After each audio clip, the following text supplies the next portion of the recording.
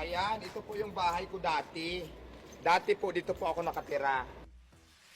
Kaluluwas lang daw noon ni Diwata ng Maynila mula Samar nung naging laman siya ng balita.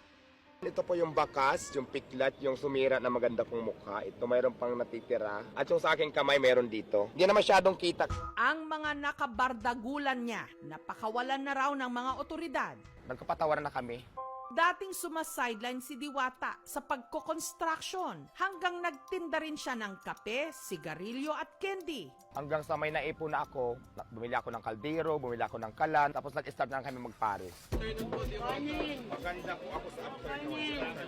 Libreng kiss lang po ako, kaya ko ibigay sa ngayon na libreng kiss. Ang dati madalas uminit ang ulo sa mga pasaway, ngayon naiinitan na lang sa dambuhalang kaldero